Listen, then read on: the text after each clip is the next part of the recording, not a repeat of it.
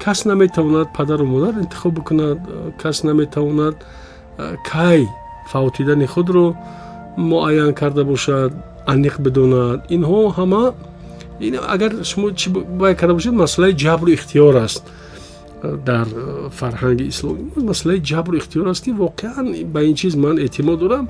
یک قسمت کارها و فعالیت های هستند که جبری هستند. مثلا کس نمیتواند که در کدام زمان و در کدام مکان تولید شدنش رو در اختیار داشته باشد و کی از این دنیا رفتنش رو هم مثلا انیق بداند. اما باقی دیگر در اختیار انسان هاست، با مسئولیت انسان ها بستگی دارد و همین انسان در اختیار خودش است که در چارچوب زندگی کدام راهی را انتخاب بکند.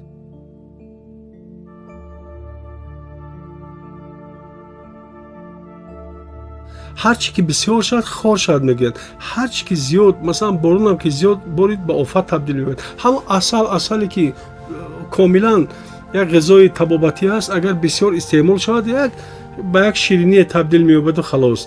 یعنی اما قیمت و ارزشی ماهیتی خود را از دست می‌دهد.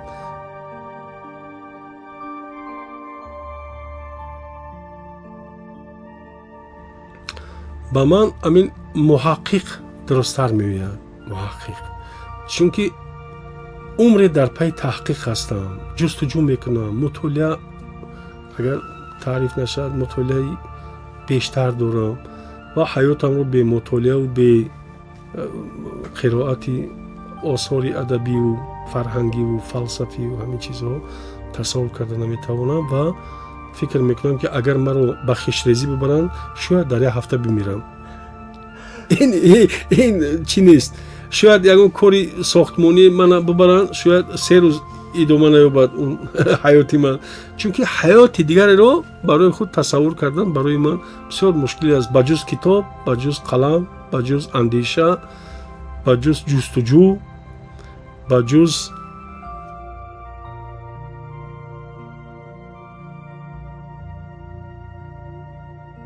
کاملا نادرست شد. چون که شاید که برای تیار کردن همون برنامه‌های خاص خودش برای همون میدان فکرش شاید محدود شود، چون که این کارهای اداری وقتی زیاد رو چی میکند میگیرد و برای ایجادکاری واقعی امکانیت خیلی محدود میشود. چون وقت انسانی، چون وقت است، 24 ساعت است، دیگر اون رو دراز کرده تمدید کرده نمیشود. اون دیگر 24 ساعت در یک شبانه روز است و اینا یگان کس نمیتواند که حد حدود و وحش دیگر کند. برای همین از همین نقطه نظر که وقت محدود است و بقراط میگوید که عمر کوتاه است و کار بسیار، عاقلانه است که عمر رو در کاری ضروری صرف کنند. همین پند بسیار مهم است.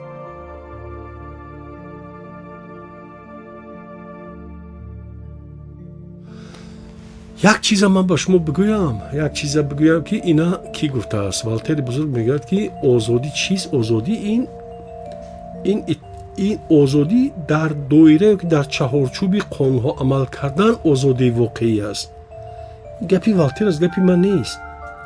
یعنی در چهارچوبه قانون‌ها عمل کردن آزادی واقعی است.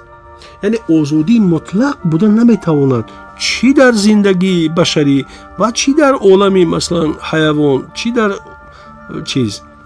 عالم‌های دیگر. یعنی آزادی مطلق وجود ندارد.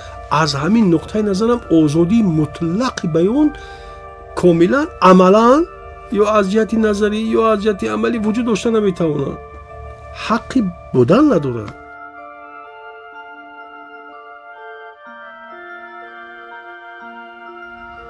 حالا برخی است که اندیشه دیگر باید کرد.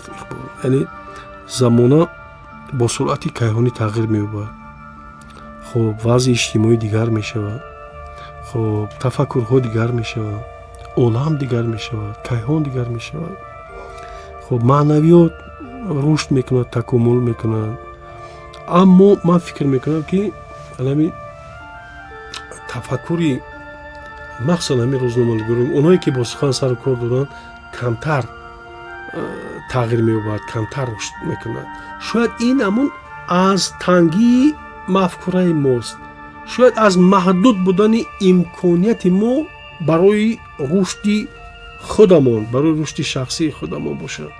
شاید امکانیت های به دست آوردن اطلاعات نو رو کمتر داشته باشیم، یا شاید برای علمون خود تکمیلی خودمان، خودسازی خودمان، دیگرسازی باطن خودمان، ذهن خودمان، مغز خودمان، تفکر خودمان شاید حوصله کمتر داریم.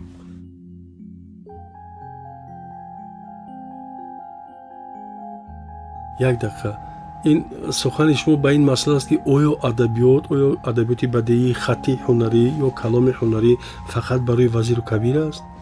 کاملا نه. ادبیات بدیعی، خطی، هنری همچون یک نوع هنر با کل بشریت داخل دارد. این هم به وزیر و کبیر، هم به عوام الناس، هم به توده های مردم و عامه مردم به همه داخل دارد. یعنی خاصی وزیر و کبیر نیست. به خاطر وزیر و کبیر 80 سالگی و 100 سالگی و 120 سالگی رو تجلیل نمیکنن. فکر من این است.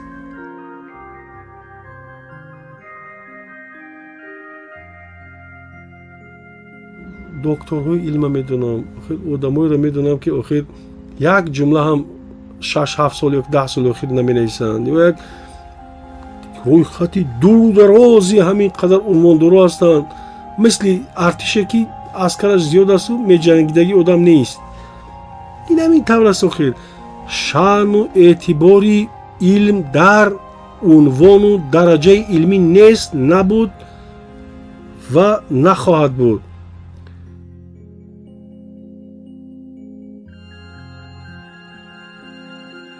زندیات صاحب شوراتیش تبر میگفت که در هر 10 سال صفت علم تغییر میبود.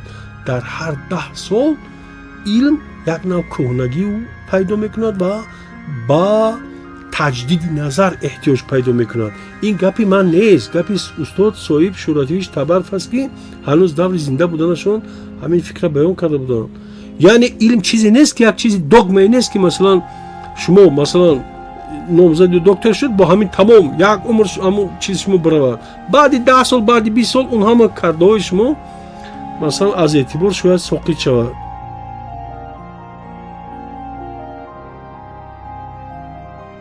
من یک رسمی رو دوچار آمدم که آهویی هست که دو پلنگ رو مثلا در عینی مثلا گزیدن و زخمدار کردن قرار دارد، اما آهو و اما گوشهای سیخ کردهش، گوشهای راستش با اون طرف می نگرد که فرزندان من آیا به جای بیخوف رسیدن یا نه. یعنی این حالت با کس چنون دردناک است تحمل کردن این چیز که بینید که آهو مادر است. آهو مادر خود رو با اختیار خود به مرگ می دهد تا اینکه طفلکانش امین باشد.